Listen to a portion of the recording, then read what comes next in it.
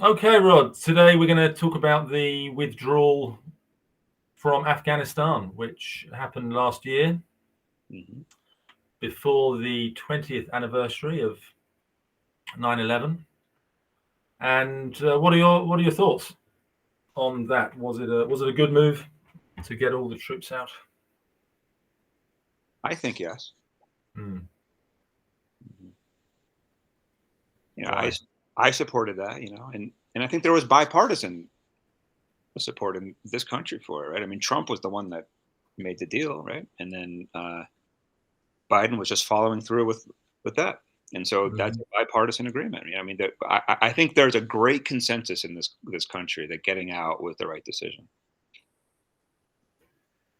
But the way it was done, and that it almost like it had to be done before the 20th anniversary. That seemed like possibly more of a political decision than a strategic one. I mean, many generals would disagree that it was the right thing to do. Just suddenly, it was pretty sudden. Uh-huh. Well, And really? No, I mean, Biden postponed it 5 extra months. I mean, there was nothing sudden about it. well, the way they left all their, why did they leave all their tanks and equipment and everything behind? That's what I Right. mean. It didn't seem particularly planned in.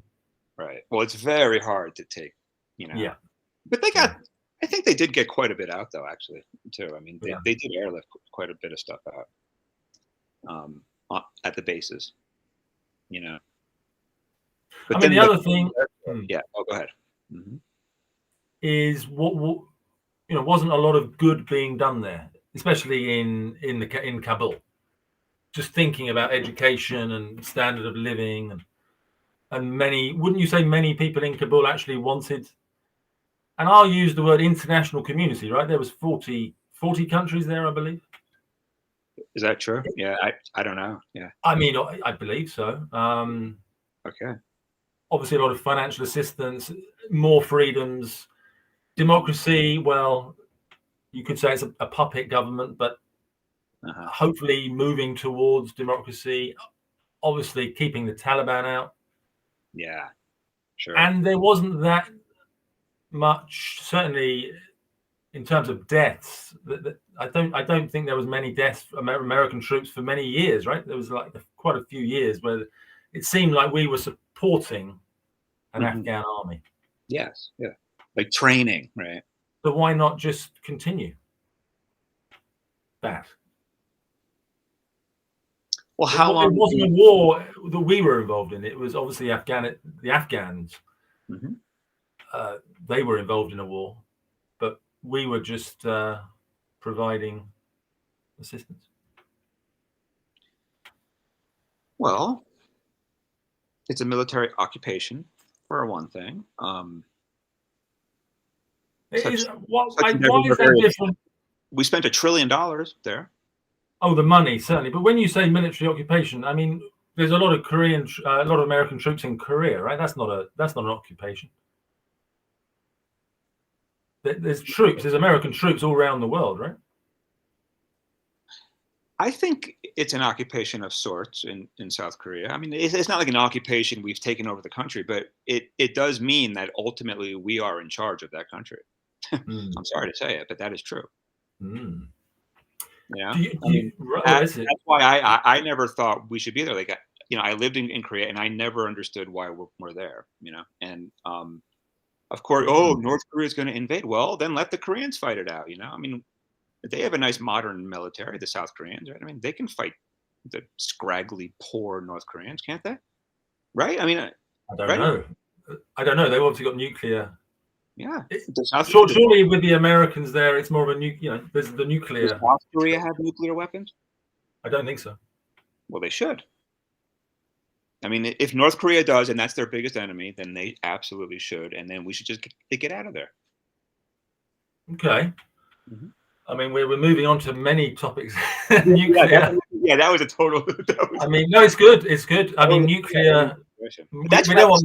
want That's just my own opinion, right? more countries having nuclear weapons, but anyway, okay. So yeah, you see Korea as an occupation, and wherever there are American troops, I mean, they shouldn't be there. Is that your view? Well, yeah. As a matter of fact, yes. I mean, yeah. We should just get rid of the empire. Yeah, really. Like we should just withdraw everything and just yeah. That's Mm. yeah.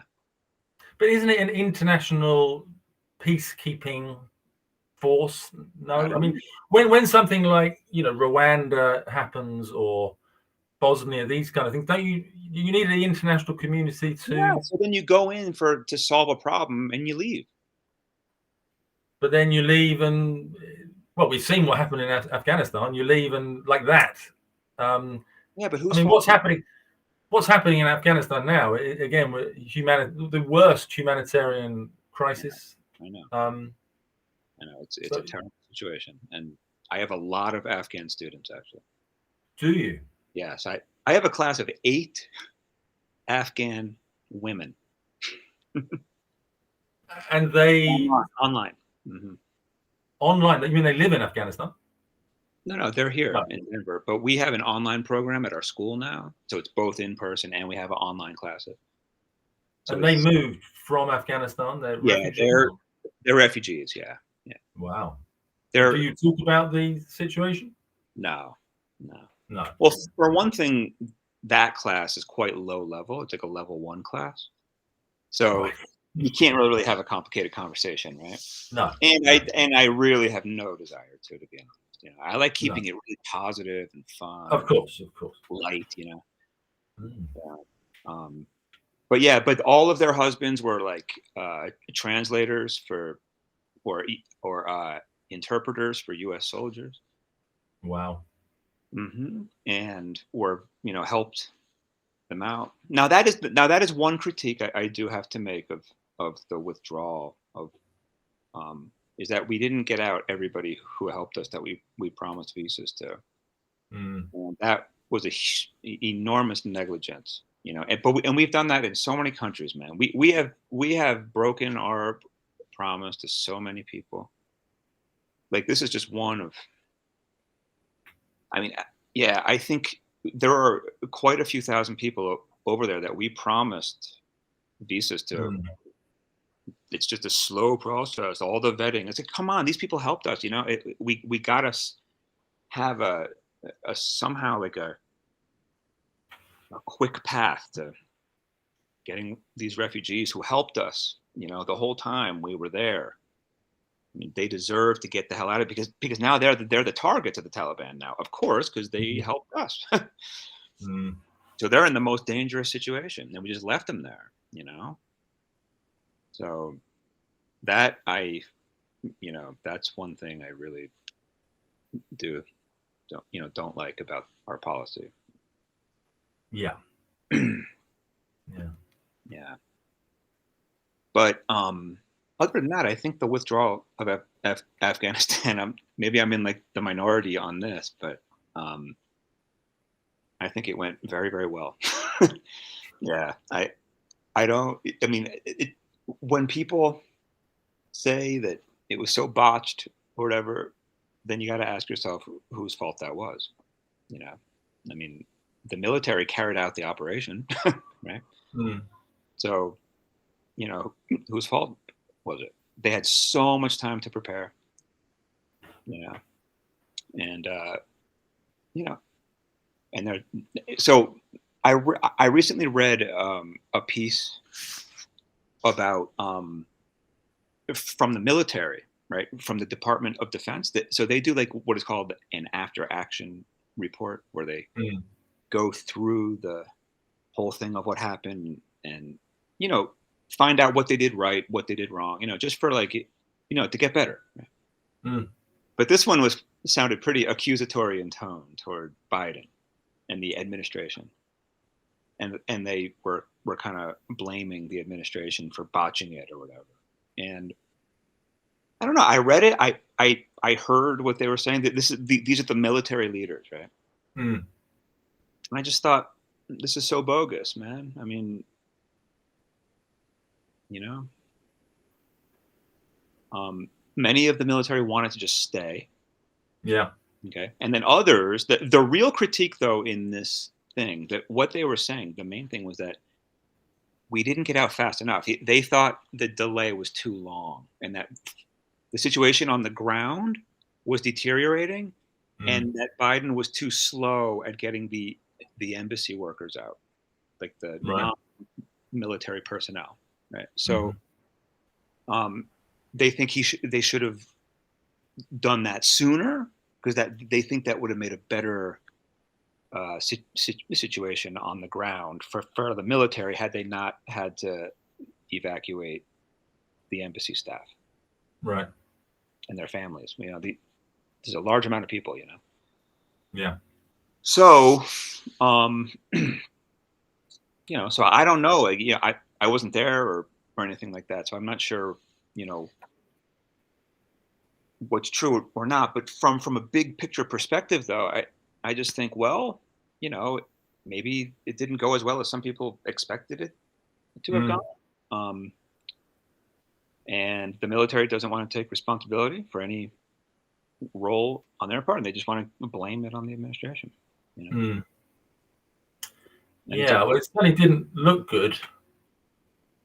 The pictures on the news, at the airports, it looked a bit chaotic, and obviously the speed the Taliban took over.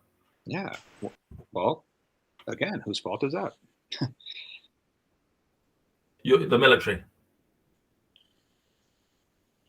Well, certainly the Afghan military. I mean, certainly the Afghan military. I mean, yes.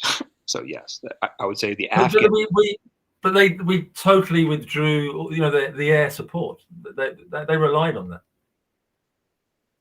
I mean, it's very complicated. Obviously, there's tribal issues that Yeah, when you're an Afghan army. Listen, the West has been trying to cobble together a nation called Afghanistan, and it's just time to break them up. I mean, just let them break up into whatever they want to be. Stop with we're going to build a nation state out of these enemies of thousands of years. Let's just let it break up into different territories. Yeah, it seems that you could have Kabul and then the tribal countryside as a different state, I suppose. Yeah.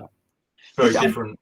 Think about it. I mean, the military was there for 20 years, Gerard, and the fact that the Taliban, this raggedy army that live in caves, like come and take over the country in a day.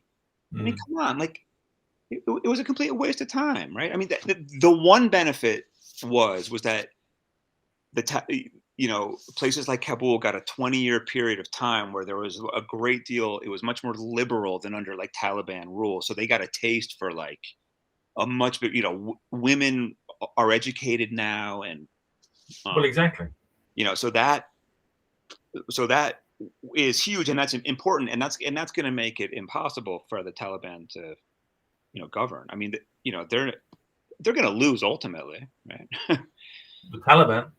Yeah. Well, if the people don't want that rule, then they're going to have to fight back and make it not happen. I mean, yeah. So after 20 years, like that was the outcome, though. It just doesn't make a strong case for, it didn't work, right? We were there 20 years trying to train their military, and they surrendered on the first day. Yeah, but as I say, you could argue that it was working. Right, it was working culturally for the, well, it was working militarily as well with the support. You needed the support. Without it, you're right, it doesn't work. But with the support. Yeah, but then how long do you give it a timestamp though, or not? Maybe not. Maybe you don't need a. So just stay there, just be there, and have them depend on us. Yeah. I mean, I'm not saying that's the right move. I'm saying I think a lot of Afghanistanis would have wanted that. Yes, again, I agree. One's in the city, the army probably. I agree. Yeah, I think there are a lot of Afghans who wish we were still there. Yes. Yeah, and all those translators that they feel they've been let down because completely. When they went to work with them, it wasn't, well, we'll be here for a bit and then we'll just leave you to it, because they would, well, hold on, that's not going to work. We need your support, indefinitely. Well, moving on. I mean, going in the first place was that the big mistake? In my opinion, yeah. I mean, we should just stop doing this. We should stop ever going to war, and if there is a peacekeeping mission that requires the military force, yes, we should go to just do quick missions, maybe if they're necessary, and we're asked for it, if we're invited in, right? Well, you see, look at Iraq with Saddam Hussein. I think a lot of people were desperate to get him out, and they were inviting. I mean, any foreign journalist who was there, they were going, "Look, you've got to do something. You've got to get him out." That's how bad it was. So I think lessons have been learned. Hopefully, that it doesn't work. Trying to get rid of these rulers and foist the democracy on people. But wait, just one thing about Iraq. Is the situation better or worse now than Saddam Hussein? Oh, I think worse. See? I think worse. But we can't, especially when we're so ignorant that the countries were invaded. Yeah. I mean, George Bush didn't know anything about Iraq, right? Of course. And we don't know anything about these countries. We shouldn't go in there, man. And then, because all you're doing is just all we do, we just hit the hornet's nest, and, yeah, the sectarian violence. Yeah, we cannot solve that. That has to be done their own way, man. We just got to get out and let them work that out for themselves. That's what I truly believe. The least involvement as possible is really how I think our American, our American military foreign policy, should be guided by the least amount of use, in my opinion. Yeah, and certainly not for nation building. Okay, just stop. Not for nation. No, because Iraq didn't work, right? We didn't pull it off there. We certainly failed completely in Afghanistan, right? I mean, Libya. Exactly. I mean, Afghanistan's a really interesting case because you have the Taliban before, and then a 20-year, occupation, and then the Taliban the next day. Literally the same thing. Yeah. So I mean, should we have ever gone in there? I ultimately no. Even though I know some good came out of it. Yeah. There certainly is some good that came out of it. Yes. Like my students, who I love to death, they came out of it. And it's like so it's like that, and they want to learn English. They want to. They want to travel the world, and they want to be educated, and I think ultimately they can't put that back into the jar. Too many people in Afghanistan now have a greater awareness that I just think the Taliban's just too small for the Afghan mindset now. Yeah. Do you think they should free up the cash for the Afghanistanis, for the Taliban? They've got $7 billion, haven't they? $7 the US of holding. I mean, on humanitarian grounds, they should, but they're obviously trying to. What are they trying to help. do? I'm not sure if I. Before the Taliban took over, there was a lot of international funds for Afghanistan. They need it. They rely on it. And when the Taliban took over, that was frozen. Billions of pounds. And since then, huge humanitarian crisis, starvation. So, should America, apparently it is an easy decision. You either say, yes, you can release it to the Taliban or not. Right. And it's billions of dollars. Yeah. I say it's easy. It's probably not that easy to do it, but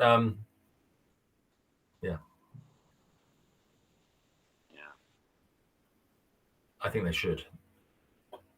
Yeah, I mean, And as you say, so just let them, let them yeah, sort it out. let them. You know, I don't understand why the Taliban could just be so easily overrun an army that had $1 trillion of funding. You know, like Oh that. well, Like that to me, I'm going to be really honest and just say, like, to me, that indicates to me that there's a subconscious desire for that kind of rule in that country. I mean, mm, like if they really don't want the Taliban, they can get rid of them. Yeah. mm. Yeah, I think, as I say, once they lost that air support, once one town fell, it was a house of cards, and it is tribal again. They're not Yeah. They're not as unified. They're not necessarily. unified. We think of Afghanistan. They don't think No, of no, no, themselves not as at all. Afghanistan. you know, No. So a Be- lot of those guys would have yeah, been tribal, and totally, yeah, totally. Mhm. yes. There was a good point made by like Afghani fathers who, if we said, well, it was worth it for educating the daughters of Kabul, but then they would say, well, it's better to have my daughter alive than to have her educated, because obviously so many people died. Yep. So, yeah. Mhm. Yeah. But it's very tragic. I know that these situations are like since the Ukraine thing, I've really been thinking about like I've never, you know, if you've never been in a war zone, you can't know anything about it actually. You know, Yeah. um, what it does psychologically or physically or anything. I mean, you can't really know. And so when I read about these military situations, I just think like, wow, I've never been in that situation, and I don't know what it's actually like to be in such a dangerous zone, you know. It's like, I mean, that withdrawal to me would I would think ranks among the most dangerous situations that I can think of in my lifetime, like that. Afghanistan. Yeah, like that during the withdrawal period, those 17 days, Hmm. I would consider that like the highest risk, that a military could face, you know, and only 600 people were left behind you know, to make sure that everybody got out, that all the civilians got out. Right. So, um, and then they left too. I mean, they left on the last plane, But that was part of the agreement, was it? To allow us to withdraw. And yes, but obviously there's so. Taliban But wanted that. again, the Taliban is only one faction over there. Yeah. You also got Islamic State, who hates the Mm. Taliban. Mhm. They're armed as well, right? And Well, so yes, they they did the bombing, right? they did the bombing. Yeah, you see, so it could have been way worse. I mean, planes could have gotten shot down by some faction, right? Or Mm. the Taliban could have not kept their word. Yeah. You know, Yeah. um, yeah. So, but they did for the most part, I think, right? I mean, I can't recall any like real major violation of. No. They weren't like trying to shoot down our planes or something. Yeah. But that could have been the case, right? I mean, planes could have gotten shot down, right? Like that is not out of the realm of possibility, right? Absolutely. So, when you think about it that way, it's like, well, yeah. I mean, I think we were lucky actually that we got out as many as we did as fast as we did. Yeah.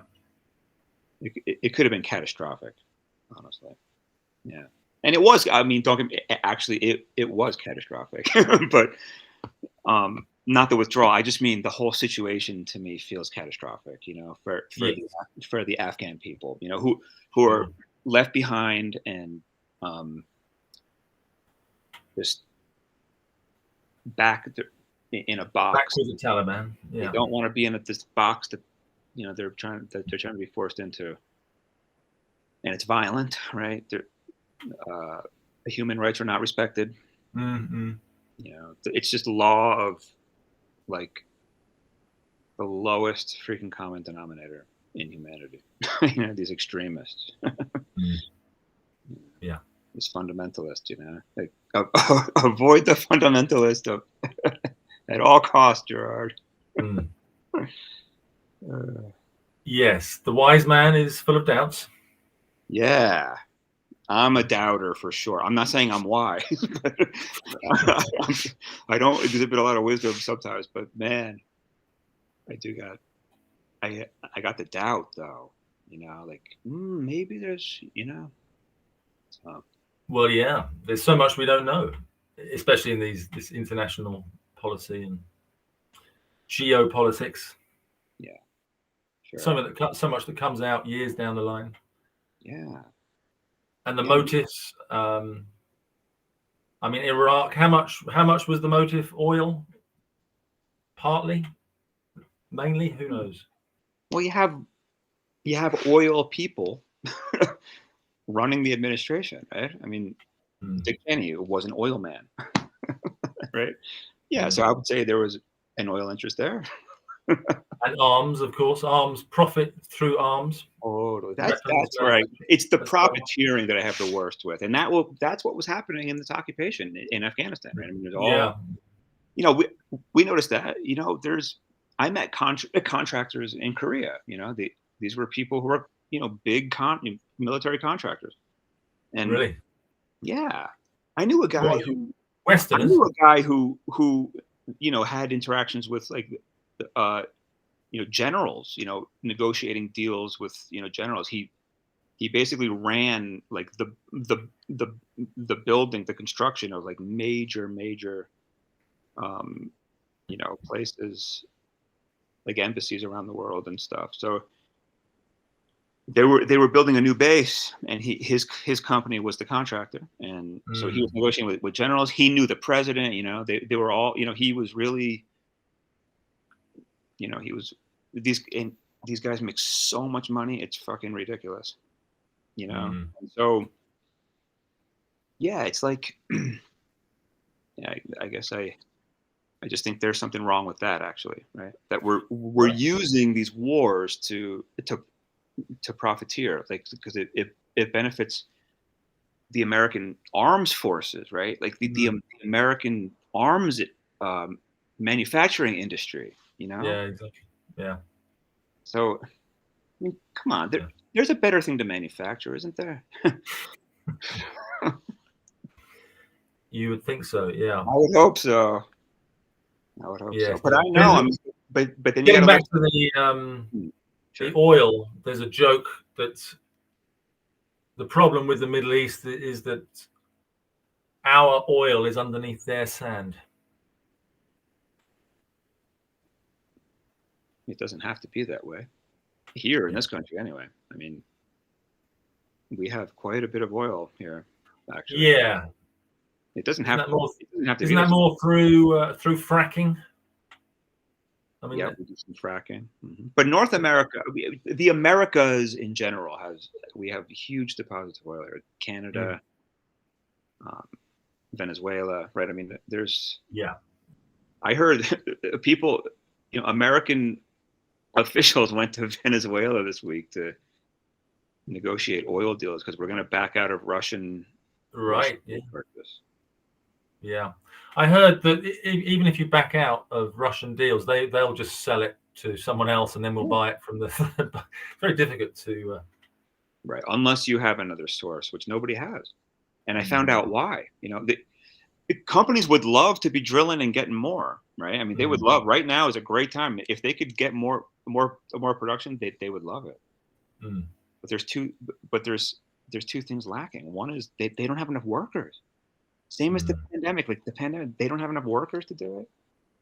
And there are certain machines that they need to drill new wells that are so hard to come by these days. So there's Oh, just a really? shortage that they just don't exist. There's just not enough of materials they need to drill more and to get more things going. So those are And you'd they hope. would love to if they could do another couple million barrels a day, I'm sure they'd be really happy to do that. But And you'd hope the promises of zero carbon would have something to do with drilling for oil. Well, this could be a good opportunity to really ramp up renewable production too, right? Yeah. On a broad scale, get on solar, and then all these geopolitical dependencies that are toxic can stop. Like Saudi is also toxic. That's a relationship I don't think we should be in either. Yeah, they've just taken over one of our football clubs. Oh yeah, Newcastle. They're going to become one of the biggest clubs in the world, and yeah, it's dubious. Did one person buy it, or was it the Saudis? I think the Saudis. Yeah. Mm-hmm. Sports washing, I believe, is the term, where they want to make themselves look good. I know. Through reputable means. Uh-huh. Anyway, that's all for another discussion. We'll finish it there, shall we, Rod? Yeah. Okay. Yeah, good. Yeah, let's wrap it up there. Nice chatting with you. You too.